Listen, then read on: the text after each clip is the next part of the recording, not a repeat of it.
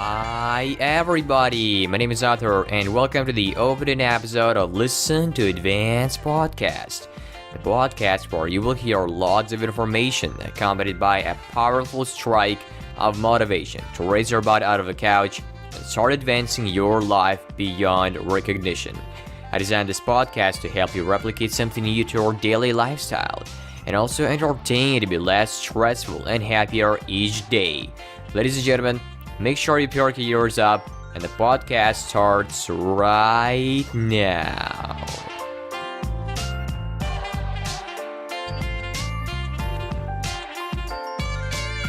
Alright, finally we've delved into the action of our brand new podcast. The topic we're going to be talking and contemplating about is definitely how to properly start your day off.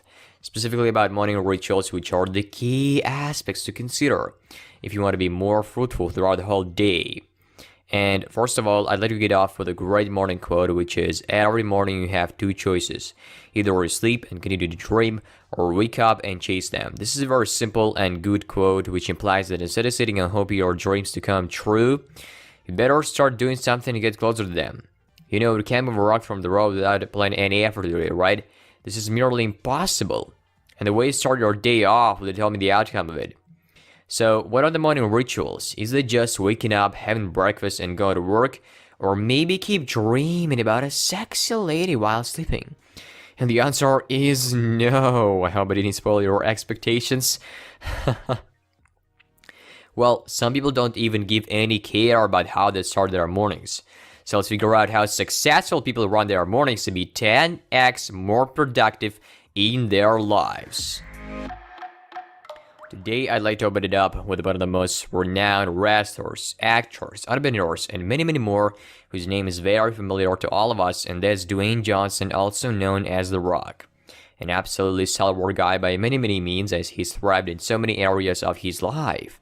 And he's super famous for his resonating role in Fast and Furious episodes and different other blockbusters such as Skyscraper, Jumanji, Rampage, Baywatch with Zac Efron. And he's also got his own TV show called Titan Games, where he assembles top athletes from the whole globe and gives them a chance to conquer his challenges.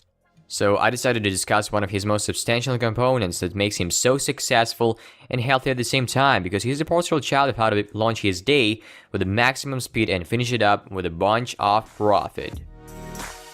The number one factor that gives him a solid start to his day is waking up at 4:45 a.m.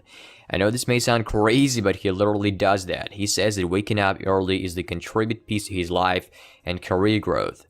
Of course, it doesn't necessarily mean that this time is for everybody. It depends on your day schedule, because if you say get home from your work at 12 a.m., then you won't be able to wake up that early. Otherwise, you will just implode your health, right?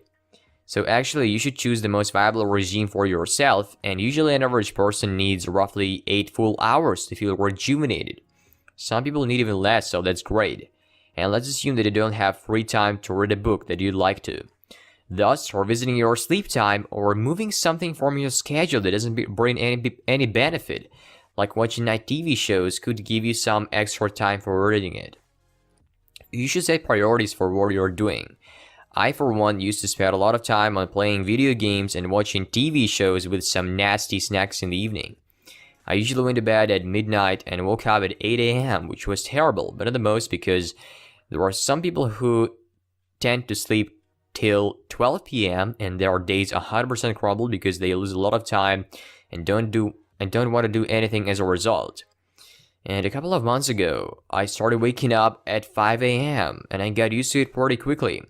My mom and peers couldn't believe me. How a 16-year-old guy supposed to do that?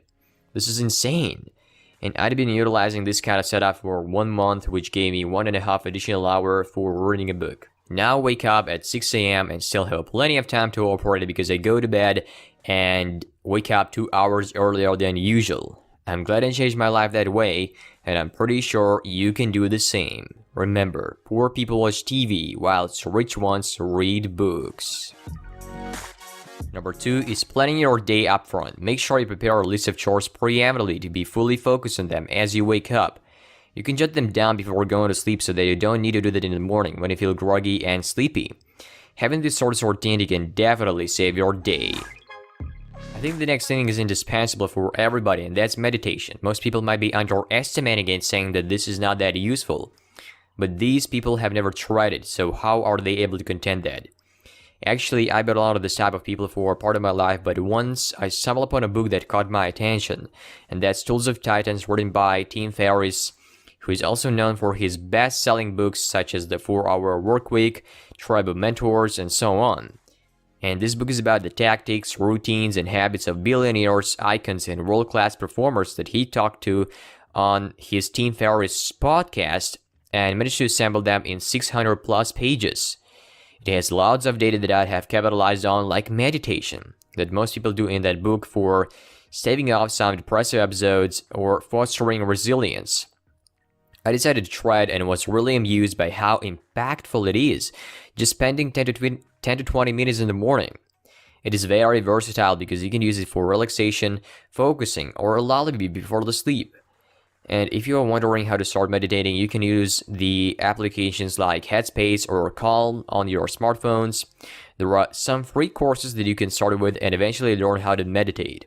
I trust you, if you do everything correct, you won't regret it whatsoever.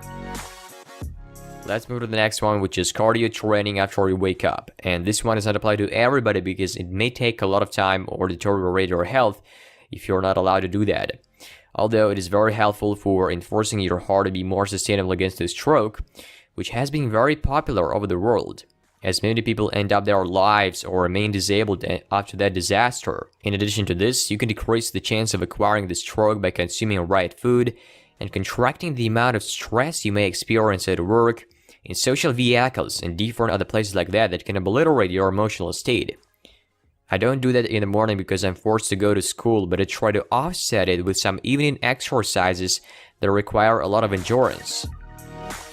Besides that, people usually have breakfast, so this has to be mentioned in this episode as well. I usually eat some sort of porridge. It can be buckwheat, millet, or oatmeal added with vegetarian milk, which is very helpful for any type of people because it is gluten and trans fats free, which are not that good for your health. Also, I accompanied this meal with some peanut butter, 3 whole eggs to boost up the testosterone, activate muscle growth, and basically equip my organism with proteins. And the last thing I do is drinking pure tea to feel rejuvenated, which is less harmful for your heart compared to coffee. There was a whole bunch of food you can consume in the morning, but I'm not going to go any deeper into it. I think this set of carbohydrates, proteins, and fats that I've just mentioned is enough for feeling great at the start of your day. I'm just sharing this personal experience with you, so maybe you can exclude something new from it and make a reversal of your consumption as well. Also, I think it is very important to say that if your meal contains orange juice or anything acid, coffee is fine. Dentists recommend waiting 30 minutes after your meal to pick up a toothbrush because the acid in food interacts with the enamel on your teeth, so you can do microscopic damage to the enamel if you brush it right away. And there you have it, 6 tips to settle off your day in the best way and then the next one up in your daily life, which I hope will be advanced with these golden markers. I would be glad if you shared this life-changing episode with your friends, acquaintances, parents, whoever you think should listen to this episode and start changing their lives. I hope you enjoyed it. Have a super duper morning and day as well, and see you the next time, my dear advancers. Remember, any innovation to your life is a way to live it with a new breath.